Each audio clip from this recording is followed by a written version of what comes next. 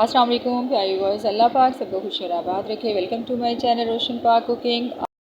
आज मैं आपके साथ बीफ यखनी पुलाव की रेसिपी शेयर करूंगी, जो कि इंतहाई आसान तरीका है और झटपट तैयार होने वाली है और बहुत ही अमेजिंग इससे पुलाव तैयार होता है। आप एक बार इस रेसिपी से पुलाव तैयार कर लें तो इंशाल्लाह आप बार बार इसी तरीके से पुलाव बनाना पसंद करेंगे और आपकी फैमिली वाले भी बहुत पसंद करेंगे। तो देख लेते हैं रेसिपी को। यहाँ मैंने एक कढ़ाई ली है और उसमें डाला है हड्डी वाला गोश्त। हड्डी वाला गोश्त लिया है तकरीबन 1 किलो है और इसमें ये गुद्दे वाली एक हड्डी भी मैंने ऐड की है। साथ में इसका वेट जो है वो तकरीबन 250 ग्राम है। लहसुन ऐड करेंगे तकरीबन 7 से 8 चब्बे और अदरक ऐड करेंगे तकरीबन 3 इंच के टुकड़े इसमें डालेंगे और एक प्याज डाल देंगे। साबुत धनिया डालेंगे 1 टेबल स्पून और सौंफ डालेंगे 1 टेबल स्पून, ज़ीरा पाउडर डालेंगे 1.5 टेबल स्पून और दालचीनी का टुकड़ा डालेंगे। दालचीनी का एक बड़ा टुकड़ा ऐड कर देंगे और 2 बड़ी इलायची ऐड करेंगे और 2 ही हम तेज़पात के पत्ते डालेंगे, 2 ही बादियान के फूल डालेंगे। जावित्री का एक दरमियाना पीस ऐड कर देंगे और लौंग डालेंगे तकरीबन 6 से 7। नमक डालेंगे 2 टेबल स्पून।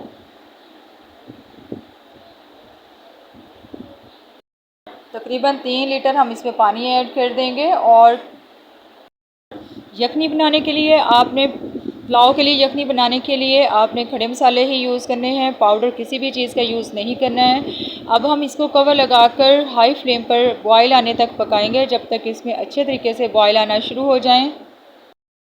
और जैसे ही पानी में बॉयल आ जाए तो आपने आंच को धीमा कर देना है, हल्की आंच पर आपने गोश्त को गलाना है। गोश्त आपने तकरीबन 95% तक गलाना है। गोश्त को गलाने के लिए तकरीबन 1 घंटा 10 मिनट लगे हैं और आप अपने गोश्त जो है वो क्वालिटी के हिसाब से गलता है।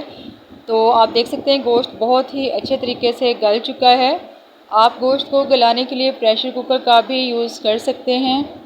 गोश्त को गलाने के लिए अगर आप प्रेशर कुकर का यूज़ करते हैं तो फिर आप पानी की मिकदार जो है वो कम रखिएगा। अब हम गोश्त को निकाल कर सेपरेट रख लेंगे और इसमें जो हड्डी हमने डाली थी उसको हम वेस्ट कर देंगे, क्योंकि इसका असर जो है वो निकल चुका है यखनी में। जब भी आप यखनी पुलाव बनाएं इस बात का ध्यान रखें कि हड्डी का इस्तेमाल लाजमी करें। अब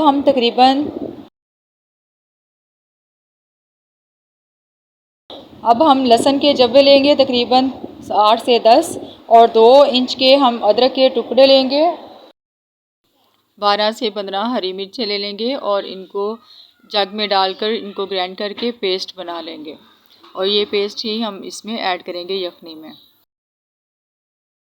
अब हम एक कढ़ाई लेंगे और उसमें 1 कप कुकिंग ऑयल का ऐड करेंगे। ऑयल गर्म हो जाने पर तकरीबन 2 मीडियम साइज़ की प्याज जो है उनको बारीक चॉप करके हम इसमें ऐड कर देंगे।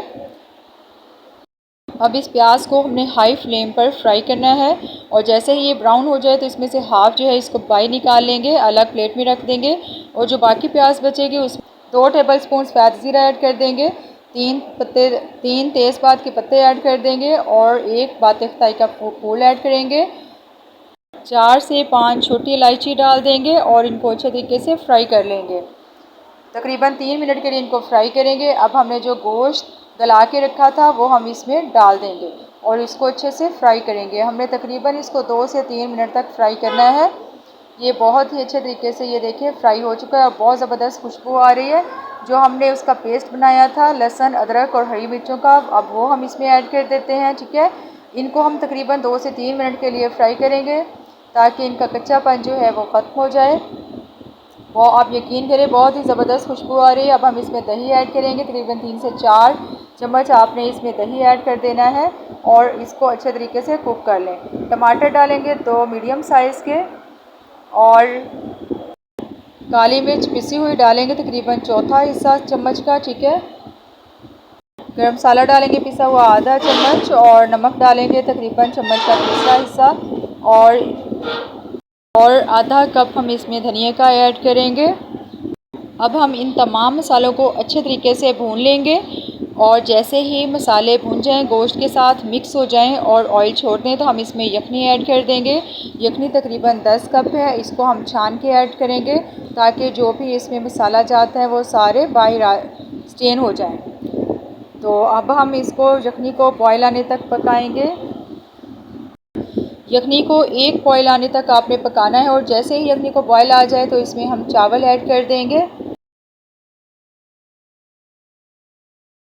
बासमती चावल लिए हैं मैंने। चावल जो हैं उनकी मिकदार तकरीबन 1 kg है और इनको मैंने तकरीबन 40 मिनट्स पहले भिगो के रख दिया था।